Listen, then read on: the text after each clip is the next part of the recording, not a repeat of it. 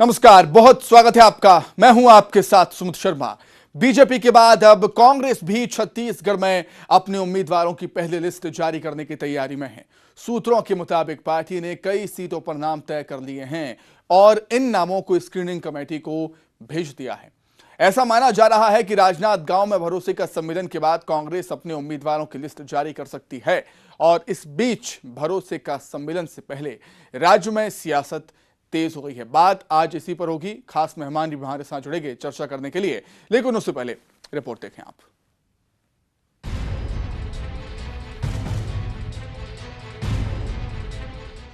छत्तीसगढ़ में चुनाव से पहले जनता को भरोसे में लेने की कवायद तेज है और इसी सिलसिले में राजनांदगांव में कांग्रेस ने भरोसे का सम्मेलन आयोजित किया। इस सम्मेलन में खुद पार्टी के राष्ट्रीय अध्यक्ष मल्लिकार्जुन खड़गे भी शामिल हुए। माना जा रहा है कि मल्लिकार्जुन खड़गे का छत्तीसगढ़ दौरा कई मायनों में खास है। बीजेपी के बाद अब कांग्रेस भी उम्मीदवारों की लिस्ट का ऐलान करने की तैयारी में है। दरअसल स्क्रीनिंग कमेटी के सदस्यों ने छत्तीसगढ़ का दौरा किया था और प्रत्याशियों से मुलाकात भी की थी। इसके बाद गुरुवार को दिल्ली में स्क्रीनिंग कमेटी की बैठक में नामों पर चर्चा भी हुई थी। कांग्रेस नेता अजय माकन भी रायपुर आए हैं और माना जा रहा है कि जल्द ही नामों पर अंतिम मुहर लग जाएगी। नेता डिसूजा जी और हनुमंतैया जी, ये दोनों स्क्रीनिंग कमेटी के मेंबर्स पूरे छत्तीसगढ़ के अंदर डिस्ट्रिक्ट वाइज जाकर के सभी प्रत्याशियों से मिले हैं और सभी प्रत्याशियों से मिलने के बाद में इन्होंने अपनी रिपोर्ट तैयार करी है, जिसकी कल हम लोगों ने विस्तार से दिल्ली में चर्चा करी है और अब उसके बेसिस के ऊपर हम लोग आगे यहाँ पे चर्चा करेंगे। लेकिन इस बीच कांग्रेस की उम्मीदवारों की लिस्ट और भरोसे के सम्मेलन को लेकर सियासत भी गर्मा चुकी है। बीजेपी ने कांग्रेस अध्यक्ष मल्लिकार्जुन खड़गे के छत्तीसगढ़ दौरे पर निशाना साधा। बीजेपी सांसद सरोज पांडे ने खड़गे से 9 सवाल पूछे हैं। खास तौर पर देश के नाम भारत को लेकर बीजेपी ने कांग्रेस को घेरा है। विगत दिनों G20 के विषय पर लगातार आप सभी के बीच इस विषय पर भारत शब्द को लेकर लगातार डिस्कशन हो रही है और कांग्रेस उसमें अपना पक्ष रखती है। तो आज मेरा पहला प्रश्न है कि भारत जोड़ो यात्रा की वर्षगांठ मनाने वाले कांग्रेस पार्टी को ये बताना चाहिए कि उन्हें भारत शब्द से क्या आपत्ति है। सांसद सरोज पांडे के बयान पर कांग्रेस ने भी पलटवार किया। मंत्री कवासी लखमा ने कहा कि वो सुर्खियों में बने रहने के लिए इस तरह के बयान दे रही हैं। लखमा ने यहां तक कह दिया है कि वो सरोज पांडे को नेता नहीं मानते हैं। सरोज पांडे का बयान और राजनीतिक पीड़ित है। रमन सिंह से उसका पट नहीं रहा है, उसके कारण उल्टा पुल्टा बात करती है टीवी में बन के रहने का। तो खड़गे साहब को सवाल करती है। खड़गे साहब में वो बहुत छोटी है, नाती टाइप का है, बच्ची टाइप की है। उनको थोड़ा बहुत भी शर्म लगना चाहिए। बता दें कि बीजेपी ने छत्तीसगढ़ विधानसभा चुनाव के लिए 21 उम्मीदवारों की पहली सूची बीते 17 अगस्त को जारी कर दी थी। पहली सूची में भाजपा ने 10 अनुसूचित जनजाति और 1 SC के अलावा सांसद विजय बघेल पर भी भरोसा जताया। सांसद विजय बघेल भूपेश बघेल के भतीजे हैं और उन्हें पाटन सीट से उतारा गया है। वहीं अब उम्मीदवारों की लिस्ट जारी करने की बारी कांग्रेस की है। ममता लांजेवार, न्यूज़ 18, रायपुर। तो उम्मीदवारों की लिस्ट और सियासी ट्विस्ट, इसी मुद्दे पर चर्चा करने के लिए 2 खास मेहमान हमारे साथ जुड़े हुए हैं। कांग्रेस की तरफ से हैं कांग्रेस नेता अनिल सिंह चौहान जी। अनिल जी, बहुत स्वागत करता हूं आपका। और बीजेपी का पक्ष रखेंगे बीजेपी नेता सुनील चौधरी जी। सुनील जी, आपका भी बहुत स्वागत है न्यूज़ 18 मध्य प्रदेश छत्तीसगढ़ में। शुरुआत अनिल जी आपसे ही करना चाहूंगा। मेरा सीधा सवाल आपसे यही है कि आखिर इतना विलंब, इतना समय क्यों लग रहा है? 71 सीटों पर आपके विधायक हैं तो शायद ज़्यादा सोचना नहीं पड़ रहा होगा या ज़्यादा परेशानी नहीं होगी आपको टिकट वितरण में, लेकिन फिर भी इतना विलंब क्यों, इतना समय क्यों? अनिल जी। देखिए सुमित जी, ये बहुत बेसिक फर्क है जिसको हमको समझना है। कांग्रेस में ब्लॉक स्तर पर आवेदन लिए जा रहे हैं। ब्लॉक अपनी अनुशंसा के साथ 5 नामों का पैनल बना रहा है, फिर जिला स्तर पे उस आवेदन को भेज रहा है और जिला उसमें 3 नामों को रिकमेंड कर रहा है। उसके बाद वो प्रदेश स्तर पर वो आवेदन जाते हैं, प्रदेश की चुनाव समिति उस पर विचार करती है, फिर प्रदेश से फाइनल होने के बाद वो CEC में जाएगा। कांग्रेस में प्रत्यक्ष लोकतंत्र है, सीधा सीधा लोकतंत्र है। हमारे यहाँ ऐसा नहीं है कि आपने इतना बड़ा लोकप्रिय चैनल है, मैं समझता हूँ प्रदेश के सर्वश्रेष्ठ लोकप्रिय चैनलों में एक है आपका चैनल। आपने कहीं सुना कि भारतीय जनता पार्टी की किसी मंडल, जिला या प्रदेश की कोई बैठक हुई, सीधे 21 प्रत्याशियों की सूची राष्ट्रपति शासन ने इनके दल में घोषित हो गया? ऐसा कांग्रेस में नहीं होता साहब। हमने 5 साल जनता की सेवा की है, हमको संगठन की रिपोर्ट चाहिए, जनता में उसका क्या है वो सर्वे चाहिए, क्या प्रतिशत है, लोग विधायकों ने क्या सेवा की है, या विधायक नहीं है तो दूसरे जो दावेदार है उन्होंने क्या सेवा की है।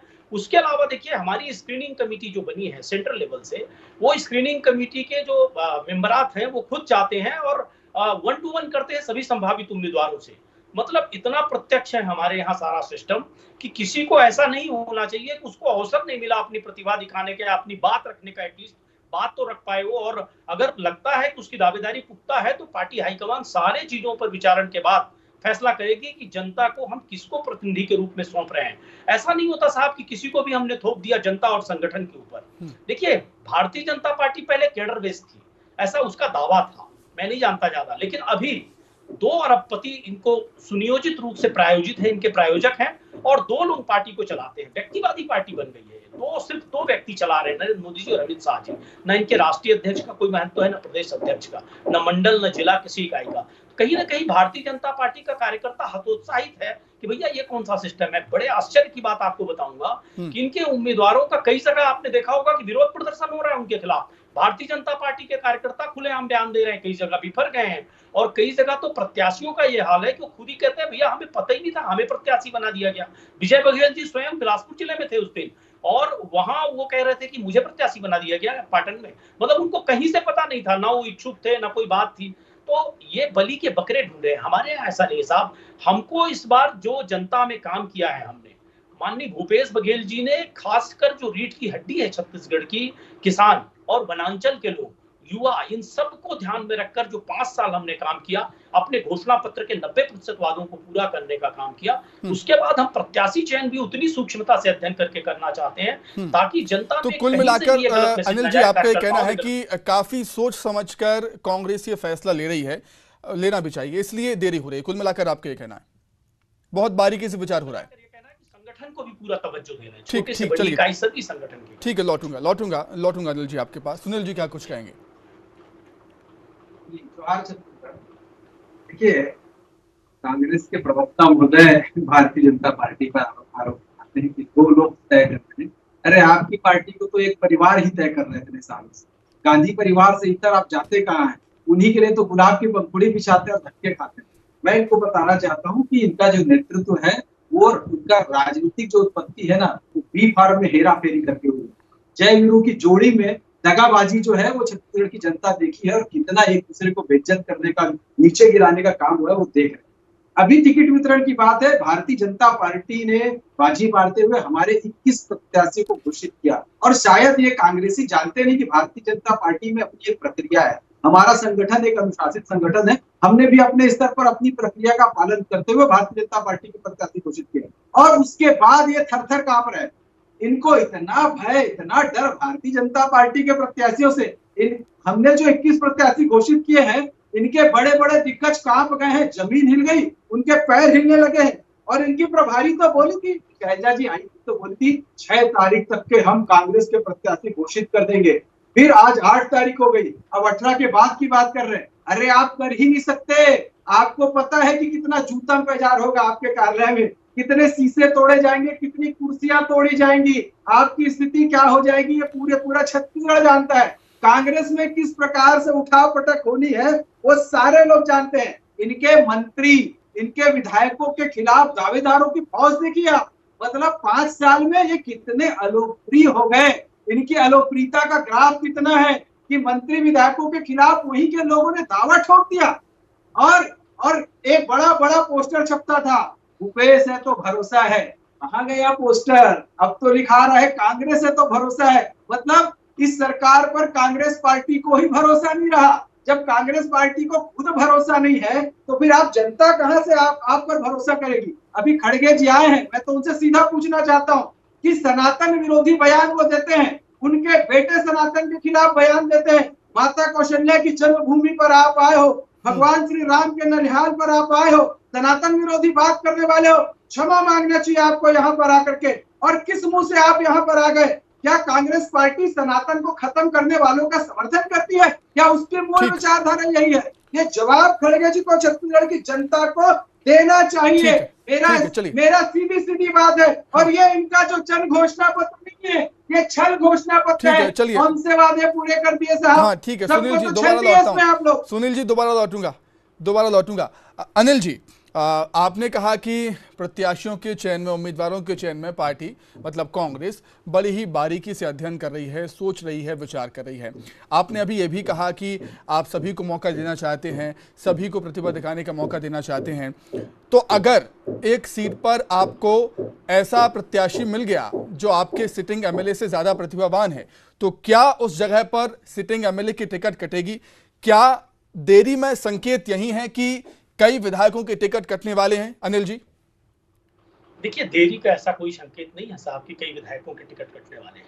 लेकिन मैं आपकी इस बात से सहमत हूं कि अगर हमारे नेताओं को यह लगता है कि विधायक से भी अच्छा कोई चेहरा है और विधायक ने अपेक्षाकृत कम सेवा की और ये ज्यादा नहीं, क्योंकि ज्यादा सोचने की जरूरत तो विपक्ष को होनी चाहिए ना, क्योंकि वहां पर जिताऊ उम्मीदवार चाहिए उसको। आपके पास तो पहले से ही है क्योंकि वो जीता हुआ है, तो क्यों आखिर इतना क्यों सोच रही है पार्टी? ज्यादा सोचने का काम उसको है जो लोकतांत्रिक मूल्यों पे भरोसा करता है, जो नीचे तक बात करना चाहता है, जो तानाशाही करता है, उसको आवश्यकता नहीं है। रहा सवाल जो माननीय विद्वान प्रवक्ता कह रहे थे कि क्यों मंत्रियों के खिलाफ नाम आए, साहब यही तो फर्क है। 68,000 ट्रेनों के फेरे खत बंद हो जाएं, जीएसटी और रॉयल्टी छत्तीसगढ़ का रुक जाए, बारदानों पे संकट आ जाए, चावल का पूल का कोटा कम कर दिया जाए, छत्तीसगढ़ के साथ आप कुछ कह रहे थे कि पार्टी को लगता है एक सीट पर अगर प्रतिभावान है विधायक से, उस पर कुछ कहेंगे आप? पूर्व मुख्यमंत्री जी भी सवाल नहीं उठा सकते हैं। ये भारतीय जनता पार्टी है। हमारे यहाँ अनिल जी चाहे मंत्री जी ही, कुछ मंत्री के खिलाफ भी सबको आवेदन करने अनिल जी उस पर कहिए ना कुछ। कोई मंत्री या विधायक, अनिल जी उस पर कहिए ना कुछ। अगर पार्टी को ऐसा उम्मीदवार मिल गया जो सिटिंग एमएलए से ज्यादा प्रतिभावान है, तो फिर क्या होगा?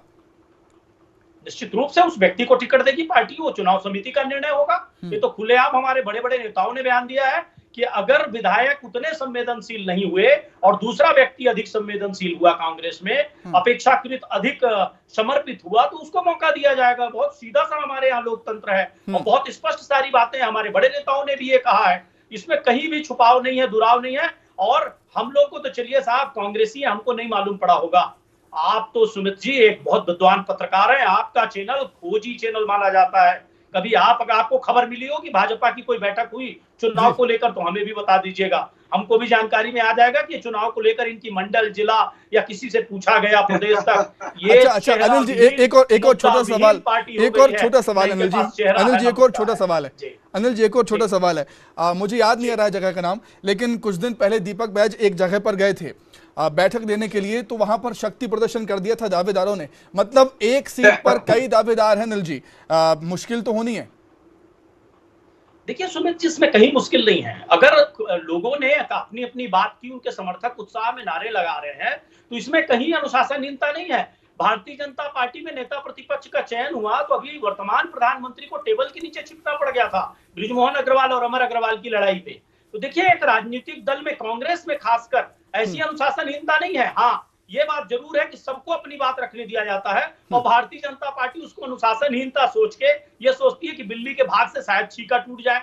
क्योंकि सबसे बड़ी बात ये देखिए कि 5 साल भारतीय जनता पार्टी विपक्ष में थी। अच्छा, मतलब अनिल जी आप ये कह रहे हैं कि कांग्रेस में बहुत सारे काबिल नेता हैं, इसलिए कांग्रेस सोच रही है बीजेपी के पास काबिल नेताओं की कमी है। आपका ये कहना है अनिल जी, ये कह रहे हैं आप जी? आपका ये कहना है कि कांग्रेस के पास बहुत सारे काबिल नेता हैं, इसलिए कांग्रेस सोच रही है, और बीजेपी के पास काबिल नेताओं की कमी है। निश्चित रूप से भारतीय जनता पार्टी के कार्यकर्ताओं, नेताओं में ठीक है सुनील जी क्या कुछ कहेंगे? सुनील जी दावेदारों की लंबी सूची है। ठीक है कितना लौटूंगा सुनील जी इनको कितना पॉलिसी पैरालिसिस है। तो यहाँ पर कोयला माफिया, शराब माफिया, जमीन माफिया, सैंड माफिया और दुनिया भर के माफिया का राज चलाने वाले, सट्टा माफिया चलाने वाले, जहां पर इस प्रदेश में देखेंगे कि रक्षाबंधन के दिन बहनों से दुष्कर्म हो जाते हैं, शिक्षक दिवस के दिन जो है शिक्षक जो बहन है उसके साथ दुष्कर्म हो जाता है। ये यहाँ पर बात कर रहे हैं अपराधों को संरक्षण देने वाले, धर्मांतरण को संरक्षण देने वाले इनके विधायक चंदन कश्यप और कुलदीप जुनेजा को तो भगाया गया है, इनको तो भगाया गया है विधानसभा क्षेत्र से। और कैसे कैसे इनके दीपक बैच को भगा घेर लिया गया था, ये लेकर के जान छूटी। इनके टिकट तो घोषित करें, ये टिकट तो घोषित करें, इनकी क्या स्थिति होगी, इनका राजीव भवन बचेगा कि नहीं बचेगा? कोई लोकतंत्र नहीं है इनके अंदर में। कैसे गाली गलौज होते हैं इनके कार्यालय में, कैसे कैसे ठीक है। और जब टिकट वितरण को लेकर हमने टीएस सिंहदेव जी से बात की थी, उनका ये कहना था कि क्षेत्र के नेता और पार्टी की स्थिति अलग अलग है। अब इस बयान के भी कई मायने निकाले जाएंगे अनिल जी। हालांकि समय की बेहद कमी है मेरे पास, माफी के साथ आप दोनों को रोक रहा हूं मैं। अनिल जी बहुत धन्यवाद आपका, सुनील जी आपका भी बहुत शुक्रिया वक्त देने के लिए, हमारे साथ जुड़ने के लिए, चर्चा में शामिल होने के लिए। फिलहाल चर्चा में इतना ही, नमस्कार।